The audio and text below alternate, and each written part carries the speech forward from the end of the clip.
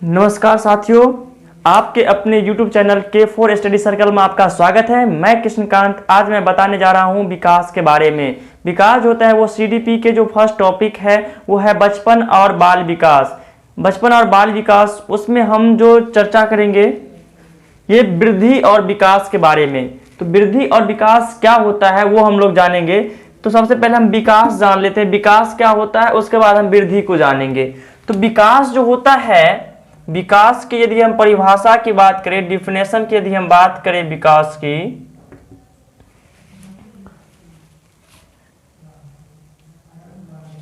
तो विकास जो होता है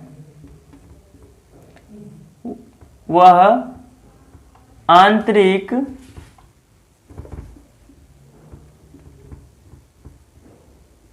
एवं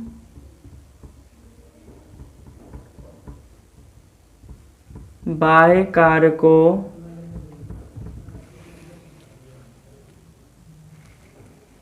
से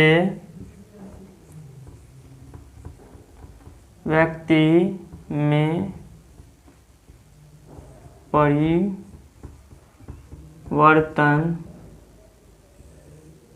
होता है।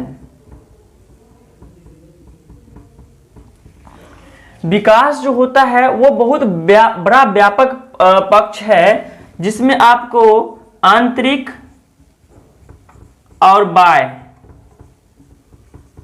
दोनों परिवर्तन देखने को मिलेगा। आंतरिक और बाह्य मिलकर विकास का निर्माण करता है। इसमें क्या होगा, आंतरिक पक्ष के अंतर्गत वो चीज आते हैं जिन्हें आप नहीं देख सकते हैं, जैसे कि भाषा का विकास, भाषाई विकास। बाह्य कारक वो होता है जैसे कि हम उसको देख सकते हैं, जैसे कि मोटाई, लंबाई।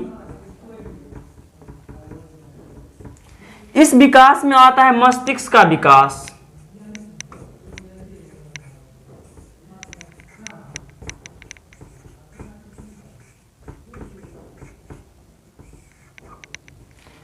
और इसमें होता है लंबाई भार में परिवर्तन, जिन्हें आप देख सकते हैं।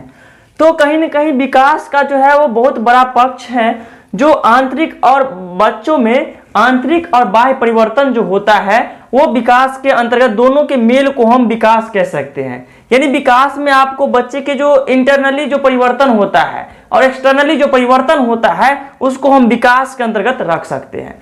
तो इंटरनली परिवर्तन यानी आंतरिक विकास क्या होता है कि आंतरिक जो परिवर्तन होता है, जैसे कि भाषा का विकास, मस्तिष्क का विकास, मानसिक चिंतन जो होता है, करने की योग्यता जो होता है, ये सब आंतरिक के अंतर्गत आ जाते हैं। और बाह्य के अंतर्गत आते हैं, जैसे कि बच्चे का मोटाई, लंबाई, बच्चे की दांत आना इत्यादि, जो इसे हम देख सकते हैं वो बाह्य कारक होता है। तो विकास जो होता है आंतरिक और बाह्य कारकों के योग से मिलकर के बना होता है। तो आप ये चीज जान लीजिए कि विकास क्या होता है। तो ये जो डेफिनेशन है, विकास आंतरिक एवं बाह्य कारकों से व्यक्ति में परिवर्तन होता है, ये परिभाषा है अरस्तू साहब की। किसकी है परिभाषा? ये अरस्तू साहब की है। अब विकास के बारे में हम पढ़ेंगे कि विकास जो है वो कितने प्रकार के होते हैं वो हम पहले जानेंगे। तो सबसे पहले हम लिख लेते हैं विकास। अब देखो ये चीज विकास और वृद्धि पढ़ना क्यों आवश्यक है ये भी जान लीजिए। तो ये क्या होता है कि विकास में हम ये जानेंगे कि बच्चे के कौन से स्तर में किस प्रकार का विकास होता है। एक शिक्षक होने के नाते, एक आदर्श शिक्षक होने के नाते ये जानकारी होनी चाहिए कि बच्चे किस अवस्था में कैसे सोच रहे हैं, उसका विकास कैसा हो रहा है, उसका मस्तिष्क किस प्रकार से सोच रहा है। अगर टीचर ये चीज नहीं जानेंगे तो उसको कैसे पढ़ा पाएंगे। यही पढ़ाने के लिए तो हमको वृद्धि और विकास पढ़ना पड़ता है।